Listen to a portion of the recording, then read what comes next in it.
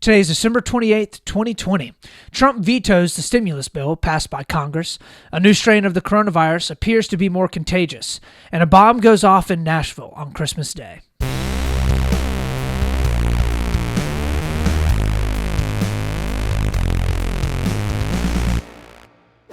Welcome back, Split the Difference friends and Split the Difference family. We are back from our Christmas break, ready to bring you all the best insights from both the left and the right side of the aisle. We're looking at the good, we're looking at the bad, and we're looking at all that sweet, sweet truth that lies right there in the middle. I hope that all of you enjoyed your holiday just as much as I enjoyed mine. I got to spend some great time with friends and with family, and I opened up some good gifts, had an awesome time. So hope that all of you guys also did as well. If you are new with us, first time listening to the podcast, let me give you a little tidbit about what we do here at Split the Difference. So we are a political podcast that does our best to look at both sides of the aisle and acknowledge where both sides are good and where both sides are bad, and try our best to bring good civil discourse to the conversation around politics. We're doing our best to form a little bit of a community, have some unity in the political discussion, and, have informed opinions that even though they may be differing from another person, we want to do our best to cultivate good conversation and not try to lean into all the division that we normally see right now in politics. So if that's something that you're interested in, please join us and hop on in with us as we take a look at our first story of the day, story number 1. So for our first story of the day, Trump vetoed the stimulus package. This is more than likely where we're going to spend the majority of our time today, because I think it's a pretty big story that's happened over the past week. We covered in our podcast last Monday, the last time we were together, about the Congress going through and passing a stimulus package and a spending bill. Well, Trump subsequently vetoed that spending bill within this past week, and it has caused a whole lot of hubbub in Washington. And we'll get a little bit, I guess, into the left and the right and kind of what everybody's saying. So over the holiday, Trump decided not to sign that stimulus package down in Mar-a-Lago, which is where he was staying for Christmas. Congress passed the bill late or very, very early of last week, so I think on Sunday night leading into Monday, and then left Capitol Hill to go home to be with their families over the Christmas holiday. And Trump decided not to pass it. So right now, basically all of Congress is coming back into Capitol Hill today, see if they can work on trying to get something passed so that a lot of these federal benefits and a lot of federal aid doesn't just stop, all right? And also, they're coming up, I believe tomorrow, there will be a partial government shutdown if they're not able to actually pass the omnibus spending bill. So it originally passed with the amount needed to override a veto. I believe in the Senate it passed like 91-7. So in order to override a Senate, both houses of Congress have to pass it with a 2/3 majority. But many people are thinking that it actually wouldn't pass with enough support to be able to override a presidential veto now that Trump has actually vetoed it. And a lot of people are thinking that there's going to be a good amount of Republicans that kind of sign on with Trump to vote against it if there's not any changes. So he's basically come out and said that he wasn't going to sign it for a couple of reasons, okay? The first reason, and I think the reason that has been most widely publicized, is that it doesn't have nearly enough money that is given to everyday Americans in the form of the stimulus check. So if you remember earlier in the year, we had a $1,200 stimulus check that was sent out to almost all Americans under a specific income threshold. They were planning to do the exact same thing, except this time around, it would only be $600 per person. Well, Trump says that that's not nearly enough, and he has argued that there needs to be $2,000 for every American under that certain same income level that there was before.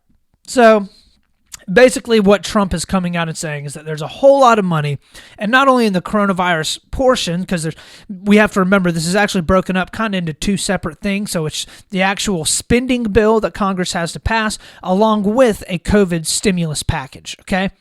So he's arguing that not only in the COVID stimulus package is there not enough money going to Americans themselves, it's spread out over a multitude of different things, but he's also saying that they're spending way too much time passing a bunch of laws and legislation in the overarching spending package and ignoring the problems of everyday Americans, which we'll kind of get into in the second point. So. The first point of there needing to be a higher amount of money given to every person in America is something that has actually gotten a good amount of support primarily outside of Washington. Believe it or not, there are actually a lot of Democrats and a lot of people on the left side of the aisle, along with Republicans, that are supporting this push from Donald Trump. They may not have supported the way that he went about doing it in the veto, but they're actually agreeing with Donald Trump. And there's many people that are political pundits that are even just everyday people on social media that are coming out and being like, I never thought that I'd agree with anything Donald Trump has said, but I actually agree with Donald Trump here. They're giving way too much money to large corporations. They're giving way too much money to bail people out that don't need to be bailed out. And instead, they should be giving that money to American people if the government is going to give American people money in the form of a check directly into each American's pockets. So, quite frankly, I agree with that completely, okay? I have said countless times on this podcast, I personally am not a fan of the government handing out money, okay? I don't think that's what the government is there for. I don't think the government should just be doling out money to people every single day, okay? But if people need help and they are looking to the federal government to do it, the federal government should be putting it into the pockets of the consumers as opposed to large businesses. I would much rather the federal government give out a $2,000 check to every single American every month than bail out airlines or, bail out countless other large corporations that ended up getting money and completely forgiven loans from the federal government over this past year. So, if there's anybody that should be given money, it should be the everyday person, the people that are hit the hardest because of the coronavirus, people in the service industry, people that are unable to work, and that can be done through jobless benefits. It can be done through a stimulus payment to every single American. But a lot of people, Trump has actually garnered a good amount of support from both sides of the aisle, looking at Congress and saying, "Look, you failed the American people in this." So. The second big point that Trump has made is that there's a lot of stuff in the entirety of the spending package that is pretty out there, okay? So the full package was over 5,000 pages. I think it was almost 5,600 pages long. Congress had, and I'm serious when I say this, each congressional delegate had 6 hours to review this bill before they voted on it. 6 hours. I don't know how fast you read and how many pages that you can read an hour. I do not read about 1,000 pages an hour. I don't know anybody that can read, just under 1,000 pages an hour. That is unbelievable. And they do this on purpose, right? Like, they roll out these gigantic packages, all grouping together a whole bunch of different things all in once, and they always do it with the spending bill because they know they have to get the spending bill passed, and they can just throw a whole bunch of crap in there that they want to be able to get passed, and it'll pass because people don't want to be the ones that are responsible for not giving Americans aid or for having a government shutdown. Politicians do this all the time. Nancy Pelosi is famous for it.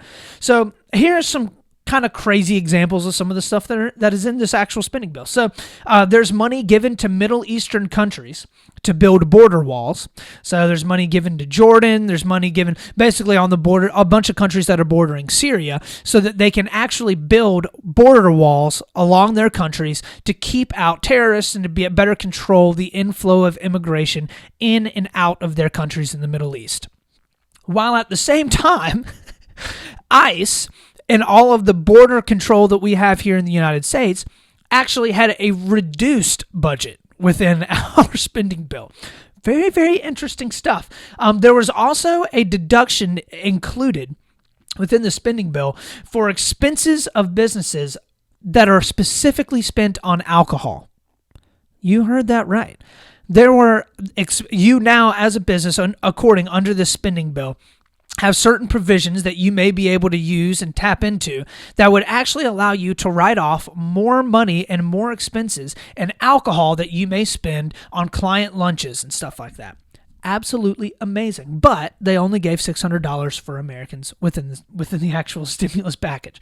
So the unfortunate thing is that Trump is honestly right about this. A lot of the stuff in the spending bill was tacked on because they knew they needed to pass something and they wanted to be able to squeeze in some very partisan stuff. They wanted to be able to squeeze in some stuff for all the people that are up there lobbying on Capitol Hill all the time, trying to get these congressmen and women in order to pass things that they need and that they want. And Trump is not wrong when he goes through and says that there's a whole bunch of crap in there that doesn't need to be in there. He also is wrong. He's also pretty right that Congress pretty much dropped the ball on this in a lot of ways. The unfortunate thing, and if this is the only, I guess the critique that I have of Trump about this, is that he waited so long in making his displeasure with this spending bill known, literally until the last minute actually vetoing the bill. So Donald Trump and every presidential administration has people that represent their administration in on the vast majority of the, negotiations and stuff that go back and forth in Congress, especially with large spending bills and, packages like was passed last week. So Trump knew, maybe not every little bit, but he knew the vast majority of what was going into the spending bills. He obviously knew that there was going to be about a $500 to $700 stimulus check that was sent out, because that was stuff that we talked about last week and the week before that, right? Like, that was very common knowledge. Trump chose not to say anything until the last minute and then actually veto the bill in its entirety, which I think in some ways ended up kind of hampering some of the negotiations back and forth. You could also argue that this was a very, very good play politically by Trump to try and hold a lot of these congressmen and women's feet to the fire and force them to actually go and get their job done when they come back from Christmas. But we'll have to, all that is yet to be seen. And unfortunately, right now, a time is running out for a lot of people in the benefits that they are going to be losing because the stimulus bill has not been passed. So, as I talked about a little bit in last week's podcast, there was supposed to be an end to an evictions moratorium. If this doesn't get passed, jobless benefits are running out. If this doesn't get passed, funding for small businesses is on the table with all this. And there could be a partial government shutdown tomorrow if they actually don't get in and sign something. So it is pretty imperative that a spending bill and that something is passed and that something is done in order to be able to, get people the help that they need, while at the same time keeping the government up and running and processing the way that they should. A lot of people were saying that congressional leadership, men and women, should not be paid any money at all. They shouldn't be paid any of their salaries until they actually go through and pass the spending bill. I think that's a fantastic idea. I think we should start doing that more often, but that'll never happen because Congress holds the power of the purse, and it would actually be up to them whether or not they got paid. And we know they're always going to get paid. So however much you may like or dislike Donald Trump, I do appreciate the fact that he's playing hardball and trying his best to hold Congress accountable in this last month that he's in office, right? He's not in office for very much longer. He could very easily just be like, you know what, whatever, I'm going to sign the bill, just like the majority of those congressmen and women did, and not think anything about it. But he's actually holding them accountable, and I do appreciate that about Trump right now. And this, I think, goes through and highlights just how important it is for you to vote people into Congress that you think will actually be benefiting the American people. People that are getting that right now, there are some people in Congress, that are not in there for the benefit of their electorate and the benefit of the American people. And it's incredibly important for us to vote in people that actually will bring benefit to the American people. And deciding that is very difficult. You obviously have to do a lot of research, but I think that the more that the American people are holding their congressmen and women accountable, hopefully the more that will start to change, right? Like, we're the ones that vote them in there, and we're the ones that decide, what all they're going to do. And politics is a little bit down the stream a little bit, down the river from culture. And if the culture starts to change around how we hold our congressmen and women accountable, hopefully some of this stuff like these spending bills will start to change as well. So there were some people in Congress that actually voted against this spending bill. Most notably and most outspoken was probably Tulsi Gabbard. She was one of the Democratic people that were running for the nomination on the Democratic ticket for the presidential election. I personally think Tulsi Gabbard is awesome. She's very moderate. She's very, very smart, well-spoken. And she was basically sounding the alarm bells last week, being like, dude, this spending bill is not good. She had a segment actually on Fox News where she went in and talked about how awful it was. And it was really good. Her points are very well articulated. She's pretty interesting if you ever want to go and look her up as well. So we need more congressmen and women to stand up and say that changes need to be made and not just like allow stuff like this to happen. Last little note about this, Rand Paul actually had a really good speech in Congress last week. It's about 12 minutes long. I believe my uncle was the one that told me about it. I hadn't heard it or seen it last week, but it's really, really interesting. I will link it in the show notes. It gives a very, very libertarian view of spending. So a couple weeks ago, we went through and talked about in our podcast the difference between different economic policies and stuff. And Rand Paul, who was a very outspoken fiscal conservative, or really fiscal libertarian in a lot of ways, he came through and basically was like, we're not focusing on the things that we need to focus on. And right now our budget continues to balloon and it's not of benefit to the American people. And he gives a very, very good, pointed call out of the Republicans in Congress and the amount of hypocrisy that they have developed over the past 15 to 20 years in their fiscal spending. So really, really interesting stuff. I will link that in the show notes for you to listen to because I thought it was pretty cool. I didn't agree with every single thing that he said. I'm sure that you won't either. That's perfectly okay. I just think it's a good perspective from a Republican criticizing other Republicans around the spending bill. So with all of that having been said, let's go ahead and move on into our second story of the day, story number 2. So the second story of the day, we have a new coronavirus strain again, and this one doesn't look great. So in the United Kingdom, a new strain of coronavirus is starting to move and make its way into the surrounding European countries. Right now, it looks like France, Italy, Germany, Spain, the Netherlands, Sweden, and Denmark were among those that were reporting cases. I think there were also a few cases in Japan as well, so it's spreading, kind of started looking like it's starting to move in and throughout the world. So let's go ahead and hop in real quick to, this is done by ABC News, a quick little look at them reporting on it now. This morning, new fears in the UK. Officials announcing yet another new variant of COVID-19. This time in 2 people who had been in contact with others who had recently traveled to South Africa, where this new strain is believed to be ripping through the country in record numbers. This new variant is highly concerning because it is yet more transmissible and it appears to have mutated further than the new variant that's been discovered in the UK. This is the second new strain of the virus British officials have announced this week. And while they do not believe either are more lethal, they do think both are more contagious. There are certainly many thousands of cases of the new variant in the UK. These back-to-back announcements are plunging the UK further into crisis. On Wednesday, the country set a grim one-day record, the government announcing more than 39,000 new cases. With the holidays just around the corner, much of the UK has now been put into even stricter restrictions and lockdowns. And dozens of nations are now banning travel from the UK, some calling it Plague Island. All right, so as that video just said, it looks like there's a new strain. It doesn't appear, fortunately, that there's an increase in the mortality rate that they have been able to find so far.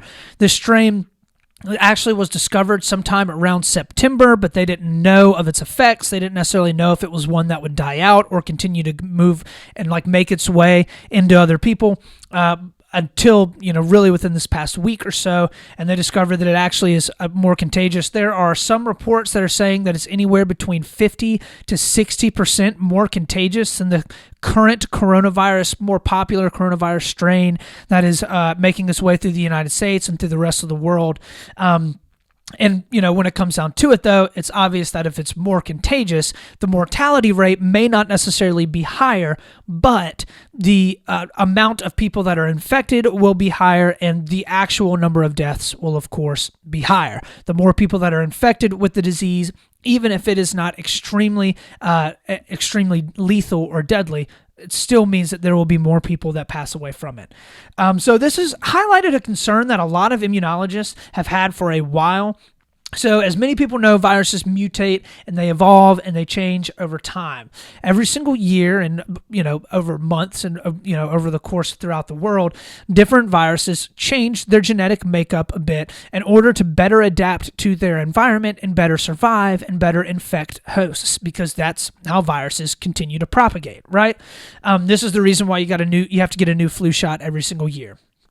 The different influenza strains change and alter slightly, and they make it better at fighting back against the vaccines and stuff that were there from the previous year. So many of people have worried for a lot of 2020,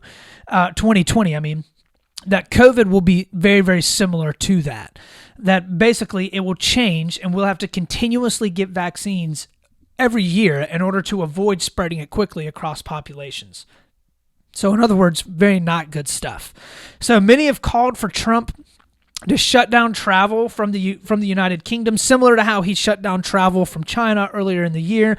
Andrew Cuomo, most notably, has come out and called for travel bans, saying, quote, "Today, that variant," speaking of the new variant of COVID-19, "is getting on a plane and landing at JFK." So he was referring to 6 flights every day that fly into New York City from the United Kingdom, which means that, right now New York City has a pretty high risk of having that new variant of the coronavirus that could be much more contagious fly into JFK area and then make its way subsequently into the rest of New York City or wherever it is that those people travel. So at this point, the CDC, within, I think, the past couple of days, announced that travelers from the UK would need a negative COVID-19 test within 3 days of boarding the plane to the United States. Which, hopefully helping to pare down people that would be coming in that would be infected. It does look like all the tests that we have worldwide do pick up on this new strain of the coronavirus, and it also does appear that the vaccines that have been rolled out to a lot of the UK and a lot of Europe at this point in time also are effective in inoculating people from the new strain as well. So that is very, very good news. Many people are saying that this just proves the importance of getting the vaccine out as quickly as possible and to as many people as possible. The CDC has not reported any cases of the new strain in the United States as of now, but they're basically saying this could already be here and we just don't know it. So all the while all of this has been going on, Trump has been increasing his attacks on Democratic-run states that have implemented lockdowns and shutdowns to their economies, politicizing this, just in the same way that it's been politicized throughout the entirety of the year. I think that what you're starting to see slowly and surely, though, is that a lot of people are, one, becoming really tired of hearing about the coronavirus. People are just, they are worn out from talking about this thing. But secondly, I think that the everyday person is starting to get really, really tired of this being so politicized. They're tired of politicians using this as a football to punt back and forth in order to be able to gain political points on Capitol Hill instead of actually helping out and implementing policies that would be of benefit to people within the United States. It is clear that having a one-pronged approach is not going to work. There will need to be better medicine and better treatment. There will need to be a good vaccine that helps to inoculate the vast majority of the population. There will need to be better communication from the government and from politicians, not politicians like Gavin Newsom out in California that are locking everything down and then turning around and going to large parties and stuff like that where nobody's even wearing a mask and they're all inside, right? You can't have that type of action taken by your elected officials because they're the ones that are locking things down or trying to say what the American people need to do in order to discontinue the spread of the virus. There obviously needs to be an incredibly less amount of politicization of this disease because it is ridiculous that this is even something that the left and right is fighting about. Everybody needs at this point to band together to make sure that it gets put away.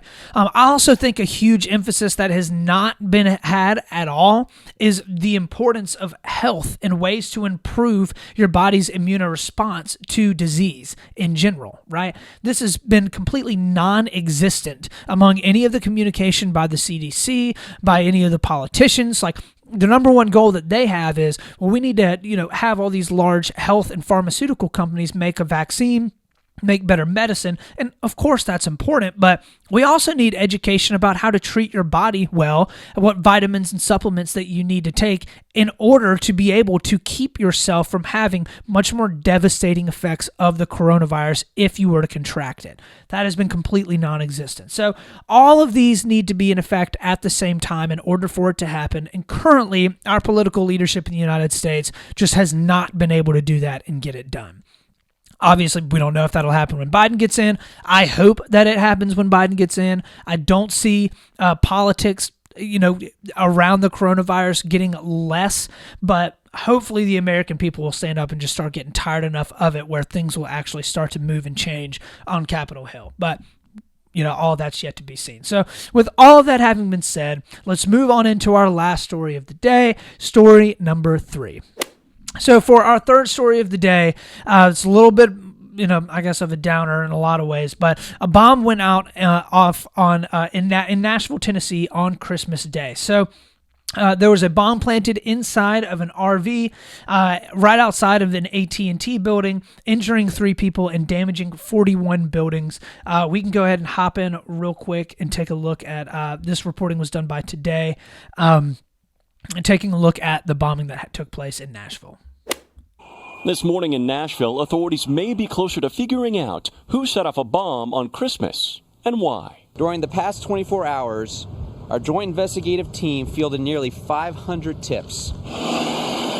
Saturday, investigators converged on this neighborhood just outside the city. Senior federal law enforcement officials telling NBC News they searched the home of 63-year-old Anthony Quinn Warner. A possible clue, they say, is a Google Street View image showing an RV at his address, matching the vehicle Nashville police say was used in the bombing. Is there any indication at this point that this was one person or multiple individuals that conspired to do this? Well, we just don't know. That's one of those things we're just trying to run to ground. As of right now, we don't have evidence that it's more than one, but we're not going to assume it's not.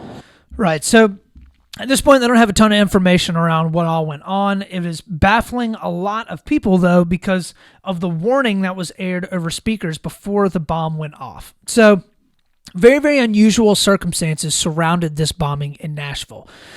First, there were shots that were fired near the downtown area where the RV was parked, and police were already at the scene checking things out and responding to calls of a gunshot that went off. Shortly after they get there, they see an RV that is parked in front of this AT&T building, and there is over loudspeakers a female voice that is saying that there is a bomb within the vehicle that is going to explode and that people should evacuate the area. This allowed police enough time actually to be able to evacuate as many people as possible away from the vehicle. The bomb then subsequently exploded and destroyed a couple buildings and severely damaged a lot more. Also, if you listen to a little bit later on in the video, it talks about how a lot of different cell service and a bunch of stuff through AT&T actually was damaged. It damaged a whole bunch of people being able to call 911, and it also damaged internet service and service for a whole bunch of people all throughout Tennessee and northern Georgia and Alabama and up into Kentucky as well. So a lot of people were able to get away from the bomb before it went off, thank the Lord, and not very many people were injured, and it doesn't look like reporting right now that there were any people that actually died from the bomb. Governor Bill Lee of Tennessee requested an emergency declaration from the Trump administration for the area affected. He's asking for federal help in the investigation as to what happened, along with help from removing debris and cleaning the area up so that it is, habitable after this. Many people on the internet actually started campaigning for and pledging money for a reward on information around the bomber.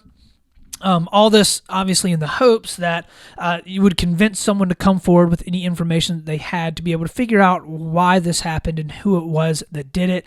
I don't think that they've been able to find a lot of evidence that there was somebody within the car. They think that there could have been somebody in the RV, and they're, I think, investigating to see if that, if there actual was human tissue there that could lead them to who the bomber was.